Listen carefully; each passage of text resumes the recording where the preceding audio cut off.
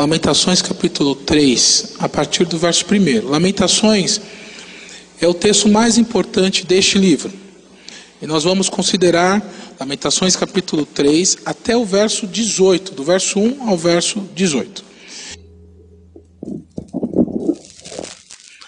Lamentações capítulo 3, a partir do verso 1 diz: Eu sou o homem que viu a aflição pela vara do furor de Deus.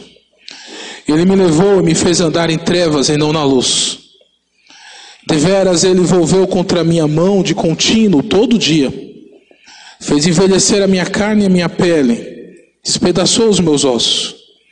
Edificou contra mim e me cercou de veneno e de dor. Fez-me habitar em lugares tenebrosos como os que estão mortos para sempre. Cercou-me de um muro e já não posso sair. Agravou-me com grilhões de bronze. Ainda quando clamo e grito, ele não admite a minha oração. Fechou os meus caminhos com pedras lavradas. Fez tortuosas as minhas veredas. Fez-me como urso à espreita, um leão de emboscada. Desviou os meus caminhos e me fez em pedaços. Deixou-me assolado. Entesou o seu arco e me pôs como alvo a flecha. Fez que me entrassem no coração as flechas da sua aljava. Fui feito objeto de escárnio para todo o meu povo, e a sua canção todo dia. Fartou-me de amarguras, saciou-me de absinto. Fez-me quebrar com pedrinhas de areia os meus dentes. Cobriu-me de cinza. Afastou a paz de minha alma, esqueci-me do bem. Então disse eu: já pereceu a minha glória, como também a minha esperança no Senhor. O verso 2 diz: Ele me levou e me fez andar em trevas e não na luz. Era final da década de 1990. Eu, um seminarista, e eu fui trabalhar num período de férias numa igreja rural, num lugar, na verdade um bairro chamado Dourado, que era um bairro da cidade de Jacarezinho. Bom, para quem é paranaense, sabe o que eu vou dizer. Ali era a terra vermelha, era o lugar da terra vermelha, sabe? O seminarista todo boizinho, com Nike branco, viu que não conseguiria sobreviver. No outro dia, fui para a cidade comprar uma botina, porque não haveria outro jeito de eu andar. Eu achei muito legal. Não havia postes nas ruas, as casas distantes uma das outras, aquele breu. Mas era impressionante que as pessoas andavam no escuro normalmente. E de dia elas se reconheciam à distância. E eu ficava impressionado, como isso? Nas portas das casas, ao invés de um tapete, havia qual é o nome daquilo? Deve ser limpa-pé, não é isso? Era um limpa-pé. Na verdade era uma foice ou uma enxada. A lâmina da enxada virada para cima. E lá, antes de você entrar na casa, você metia o pezão e tirava o barro para poder entrar. E o período que o seminarista estava lá para trabalhar, vamos tirar o couro do seminarista. Mas era uma bênção. Havia culto todos os dias. E eu estava hospedado na casa de uma senhora muito querida. Eu ia para o culto e voltava sempre de carona, ou quase sempre de carona. Eu sei que naquela noite, antes da noite cair de fato, eu fui caminhando para a casa onde seria o culto, e no final do culto eu fiquei na expectativa da carona. Cadê a carona? A carona não foi. E aí o dono da casa virou para mim e disse assim: Jubal, você quer que as minhas filhas te acompanhem? Eu ia dar moral. Eu, com medinho, ter que ser acompanhado pelas meninas? Não, meu irmão, não precisa não. E lá fui eu andando. Que medo.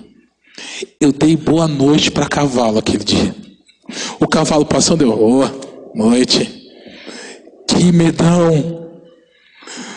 Nós não estamos afeiçoados à escuridão, às trevas. E quando acaba a força na sua casa? Parece que você nunca sabe onde está a vela. A verdade é que nós nunca estamos prontos para as trevas, para a escuridão. E o texto nos diz que o Senhor levou Jeremias e levou o seu povo para as trevas, para um lugar onde não havia luz. E eu quero nessa noite falar contigo sobre as trevas da aflição. As trevas que faz doer. As trevas que fazem adoecer-nos. As trevas que nos deixam temerosos, cegos. As trevas da aflição. Essas trevas, elas primeiramente nos deixam sem forças. Sem forças. Olha o que diz o verso 4. Fez envelhecer a minha carne e a minha pele. Despedaçou os meus ossos. Você não é o mesmo de um ano atrás, ou é? Eu fui pregar há um pouco mais de um mês em outra igreja, e daí tiraram uma foto, não sei se vocês viram, das minhas costas.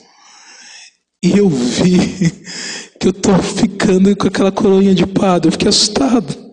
Tá vendo? Não posso mais brincar com vocês, viu? Daniel, Robson, não tem mais. A telha está caindo. Nós não somos mais os mesmos. O pique do futebol você não pode mais dar. Aliás, se não tiver desfibrilador, eu não jogo. Não é verdade? O nosso corpo vai se definhando. A sua casa vai se enchendo de poeira, que é exatamente o seu corpo se desfazendo. E a cada dia que passa, estamos mais próximos da glória, mas estamos mais calejados, mais cansados, sem forças. E a escuridão na nossa vida, as dificuldades da nossa vida, nos ajuda a minar as nossas forças. A ideia é de alguém aqui que está se desfalecendo ao ponto de não conseguir ficar em pé. E quando nós não conseguimos ficar em pé, nos resta o quê? Dobrarmos os joelhos. O que Deus quer é que você se humilhe diante dele. Que você reconheça que depende dele. É isso que Deus quer. Quando você se sentir sem forças, olha para aquele que te fortalece. Como disse o apóstolo Paulo, tudo posso naquele que me fortalece. E aí o verso 5 diz, edificou contra mim e me cercou de veneno e de dor. Bom, veneno normalmente não é bom, não é gostoso ao paladar. Você já tomou chá de boldo? Horrível, né? Sabe o que é pior que chá de boldo? Chá de losna. Já tomou também? É pior. E é mais eficiente, fica a dica. O ponto é que o veneno ele não é agradável ao paladar. Em outras versões, a palavra traduzida por veneno aqui é amargura. Nós somos assolados, somos amargurados. Isso não é bom. Não é agradável, não é gostoso. Sim, nós nos alegramos depois com o resultado do sofrimento. A mão do Senhor, as provações que o Senhor nos aplica, resulta em nós esperança, perseverança, nos torna mais iguais ou semelhantes ao Senhor Jesus Cristo, mas nós não nos agradamos com a amargura em si, com a falta de força em si. E aí o verso 7 diz, cercou-me de um muro e já não posso sair, agravou-me com grilhões de bronze. É a ideia de alguém que está com uma corrente no pescoço, como um prisioneiro, não podendo arredar o pé. E o verso 8 diz, ainda quando clamo e grito, ele não admite a minha oração. E aqui o Senhor é colocado como um carcereiro. O preso pede alguma coisa e o carcereiro faz que não ouve. E é interessante que mais uma vez nós encontramos aqui Deus sendo o agente da ação. É Ele quem nos leva e nos faz andar nas trevas. Ele que nos cerca de um muro. Ele quem fecha os caminhos, o verso 9. Ele que desvia os caminhos, o verso 11. É Ele quem nos leva a essa situação. É Ele que nos assola, permitindo que fiquemos sem forças para nos colocarmos no nosso lugar, dependermos dEle e buscarmos o Senhor. Fechou os meus caminhos. Verso 9. Deus fechou os caminhos permanentemente. Ou seja, não havia meio do povo livrar-se daquele exílio tão já. Porque o Senhor havia cercado, fechado os caminhos. E não dá para lutar contra Deus, né? A palavra do Senhor diz que a esperança que se adia faz adoecer o coração. E eu sei que você tem buscado algumas coisas, desejado algumas coisas, mas talvez a resposta do Senhor seja não. Ou aguarde. Não brigue com Deus. Confie. Ele sabe o que faz. Por mais que isso mingue as suas forças. E aí o verso 13 diz: fez que me entrassem no coração as flechas da sua aljava. E conforme consideramos em outras ocasiões, a palavra traduzida normalmente por coração é rim, entranhas.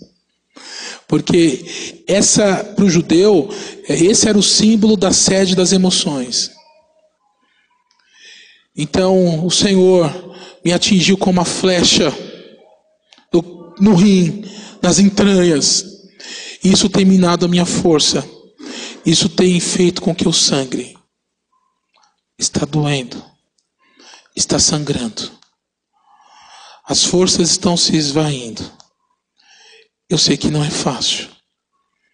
Mas foi Deus quem permitiu que você estivesse nessa situação, nessa condição. E Ele sabe todas as coisas. Israel estava nessa situação por conta do seu pecado. E por isso então Israel foi levado ao cativeiro. Jerusalém foi destruída. Talvez a sua força esteja minguando por pecado também. Pelos ídolos que você levanta em seu coração. Talvez não. Talvez Deus queira te provar, mas o ponto é que Ele sabe todas as coisas. Nós precisamos olhar para Ele. Mas essas trevas que nos refere o verso 2, não só nos deixa sem forças, como nos deixa sem lembrança. E esse é o segundo ponto. Essas trevas nos deixam sem lembrança.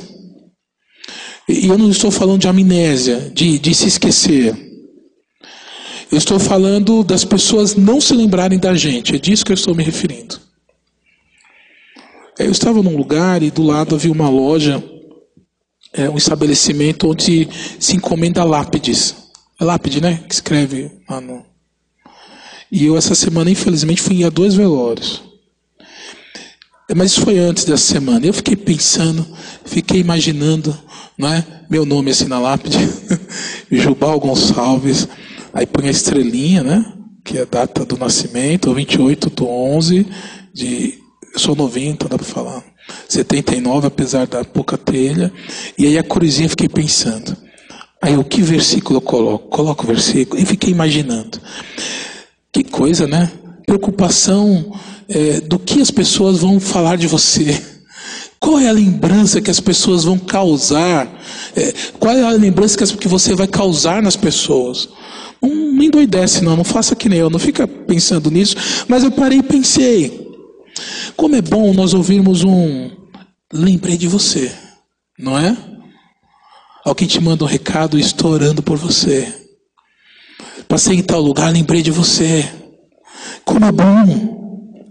E a aflição da pessoa apaixonada muitas vezes é pensar na possibilidade de ser esquecida da memória da outra. O ponto é que o texto nos fala dessa situação onde o povo se achava esquecido. Como se Deus não se lembrasse do povo. E o verso 6 diz assim: fez-me habitar em lugares tenebrosos, como os que estão mortos para sempre. O Senhor, o agente da ação, fez o seu povo habitar em lugares escuros, lugares difíceis. O Senhor levou o povo à sepultura. A desolação da cidade levava o povo a ter luto, sentir a dor da morte. Ser esquecido, ser ignorado, é como se você tivesse morrido na memória do outro. E muitas vezes isso causa um impacto, uma dor muito grande. É como um túmulo abandonado sem lápide, sem flores. E pensar em ser esquecido por alguém causa dor, mas em pensar em ser esquecido por Deus causa dor muito maior. É claro que Deus não tem amnésia. É claro que Deus está atento às suas necessidades. É claro. Mas por vezes Ele se cala, justamente para que nós aprendamos algumas lições. E é como se Ele tivesse se esquecido de nós. Mas esse aparente esquecimento é reflexo de nós não nos lembrarmos dEle. À medida que nós nos esquecemos do Senhor, os nossos pecados colocam divisões entre nós e Deus. E aí, é como se estivéssemos num lugar tenebroso, como os que estão mortos para sempre, mortos fisicamente e mortos na lembrança de alguém. Essa é a ideia. Que duro, hein? Porque nos momentos difíceis nós pensamos assim: bom, pelo menos Deus não se esqueceu de mim, de nós. Mas que difícil é concluir, mas será que Deus não se esqueceu de nós mesmo? Sim, Ele não se esqueceu. Mas às vezes Ele nos considera como mortos numa sepultura, para que nós aprendamos e para que nós o busquemos em meio às trevas. Trevas que nos tira as forças, trevas que tira a lembrança das pessoas em relação a nós e faz com que Deus não se lembre, ou aparentemente não se lembre de nós. E trevas que nos tira a esperança. Sem esperança. Se existe algo que nós não podemos tirar de ninguém, é a esperança. Alguém tem alguma sogra chamada Esperança? Desculpa a piada tosca. Muito bem. A grande questão é que o texto começa assim. Verso 1. Eu sou o homem que viu a aflição pela vara do furor de Deus. Até o capítulo 2, o texto fala de uma mulher. Trata de Judá, de Israel, como uma mulher desolada, que ninguém se lembra, uma viúva. E aqui muda a figura da mulher e fala de um homem. Eu sou o homem que viu a aflição. E a palavra aqui usada por aflição, a palavra aqui usada por homem, ela aponta exatamente para o vigor físico do homem. Mas para o vigor físico de homem que estava sem vigor físico aqui. E essa questão de vigor físico, eu vou ter que contar, não tem jeito. Ontem eu fiz a peripécia de pintar o apartamento. E aí, se você disser assim para mim, olha, viu, eu vou passar lá na sua casa, eu posso te ajudar, não fale por educação, tá bom? E aí eu sem carro, o Jadiel me levou para casa e disse assim: pastor, o dia que você for pintar a casa, me chama. E não é que eu chamei? Coitado. Bom, foi das 7 da manhã às 11 da noite, conseguimos pintar, está quase tudo limpo, a Daniela não ficou muito brava, não é?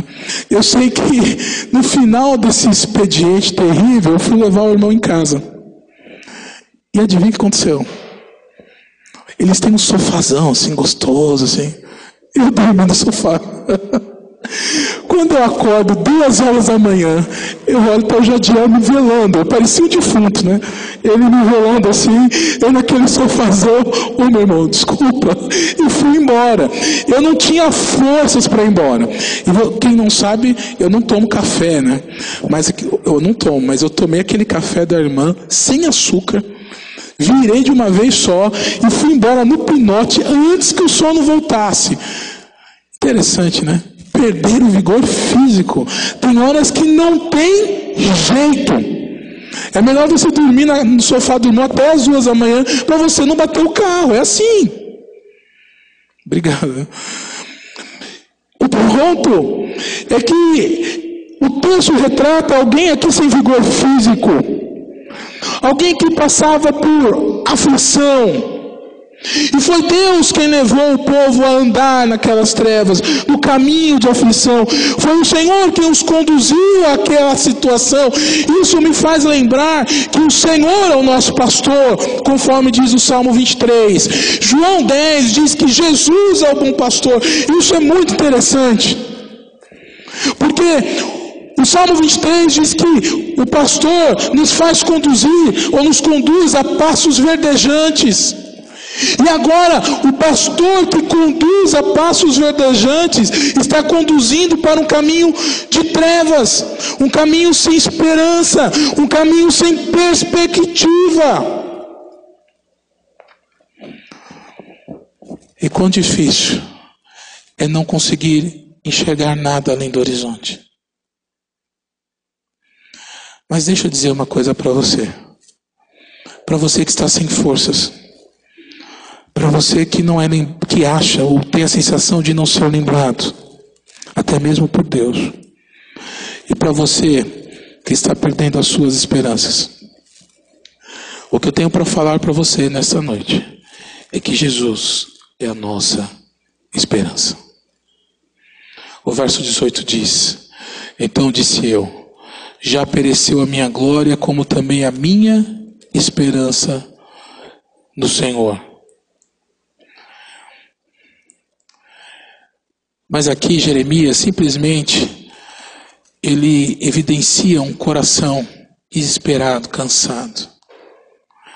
Mas nós vamos continuar semana que vem. Nós vamos ver de forma bem clara que essa esperança que ele perdeu no Senhor Jesus, o problema não estava no Senhor, mas nele. É necessário olharmos para a cruz de Cristo.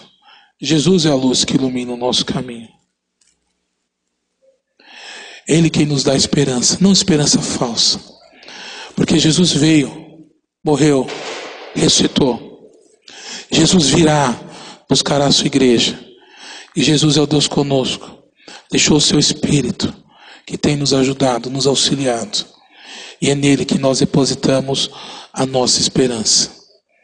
Então, em meio às trevas da sua vida, olhe para Cristo. Ele é a resposta. Ele é a esperança. Que Deus nos abençoe. Amém? Vamos ouvir nessa hora um